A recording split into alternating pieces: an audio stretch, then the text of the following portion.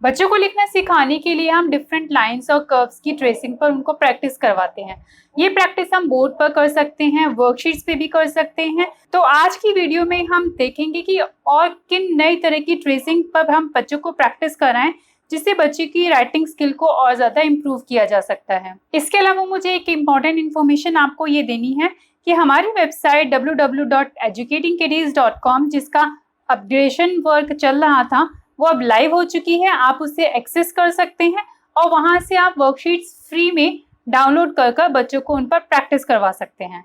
तो चलिए स्टार्ट करते हैं अपनी वीडियो।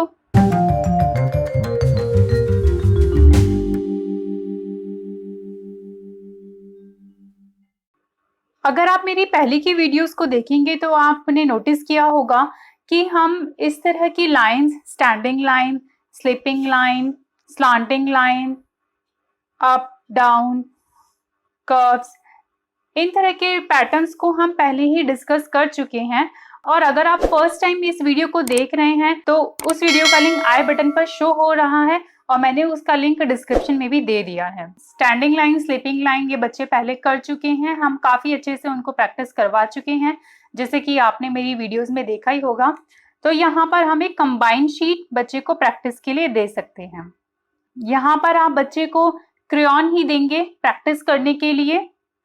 अभी हम उनको पेंसिल इंट्रोड्यूस नहीं कराएंगे, हम क्रेयॉन से ही बच्चे को प्रैक्टिस करवाएंगे इन डिफरेंट पैटर्न्स पर, क्योंकि क्रेयॉन से बच्चे की ग्रिप भी अच्छी बनती है और वो इन पैटर्न्स को अच्छे से फॉलो भी कर पाएगा। ये सभी प्रैक्टिस आप इस तरह की शीट्स पर बच्चों को करवा सकते हैं, जो आपको फ्री में आप डाउनलोड भी कर सकते हैं या मार्केट में भी अवेलेबल हो जाएंगी ये डिफरेंट पैटर्न्स जो होते हैं, बट सभी डिफरेंट पैटर्न्स नहीं मिल पाएंगे आपको।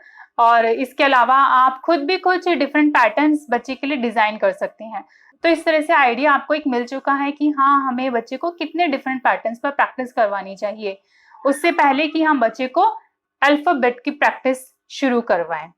इन सभी के अलावा आज जो हम डिस्कस करने वाले हैं वो बच्चे के लिए थोड़े से और डिफिकल्ट लेवल के पैटर्न्स हैं, ट्रेसिंग हैं, जिनको बच्चा ट्रेस करना सीखेगा। अभी तक वो सीधे सीधे लाइंस या कर्व्स या फिर हाफ कर्व्स वो ट्रेस कर रहा था।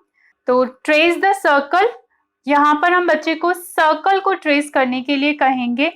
एक तो हम जब शुरुआत कर रहे हैं, हम प्रैक्टिस करने के लिए बच्चे को सिंपल शीट्स दे सकते हैं, बट जब हमें शुरुआत करनी है किसी नई चीज की तो इस तरह से कलरफुल शीट्स अगर हम यूज करें तो अच्छा रहेगा।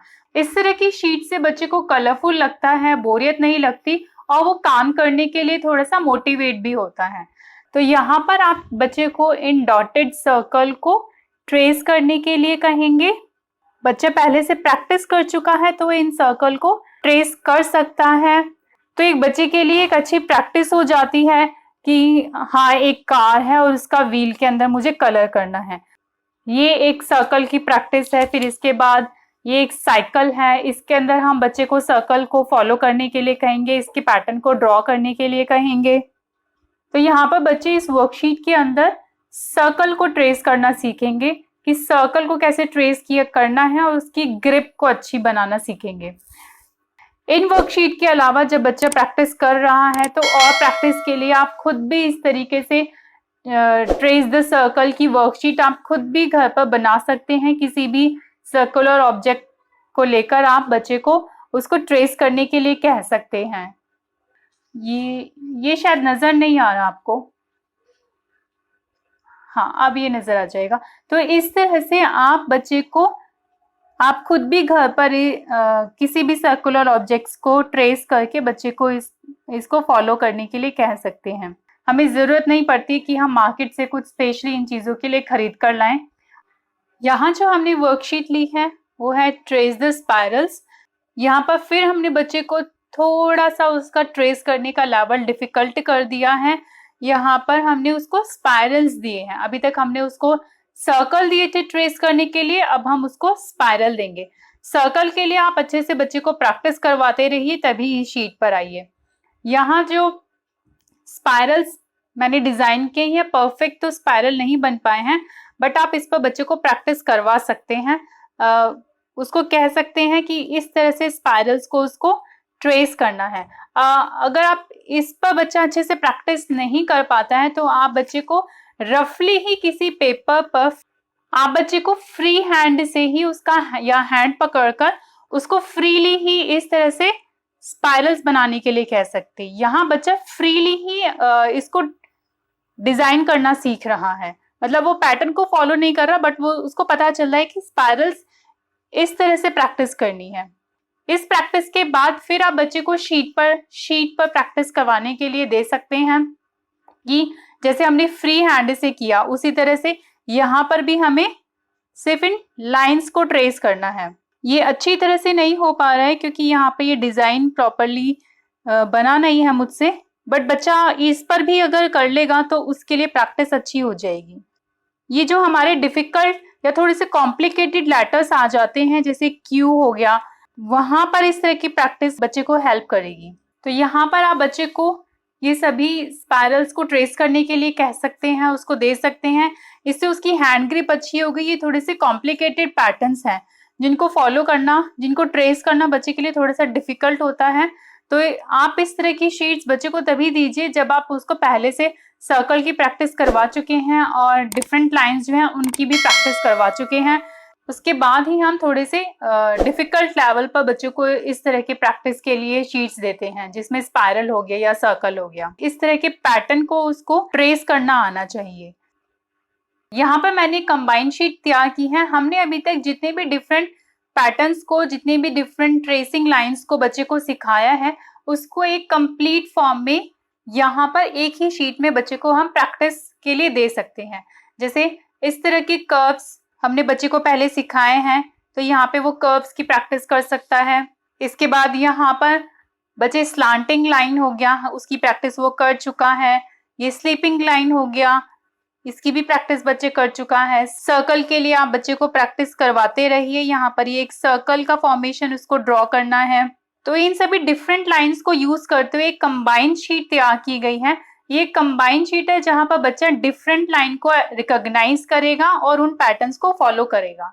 यहाँ पर कर्व्स थोड़े छोटे हो गए हैं, तो इसका मतलब है कि बच्चे की ग्रिप अब मजबूत होती जा रही है कि वो इतने छोटे छोटे कर्व्स को भी ट्रेस कर पा रहा है।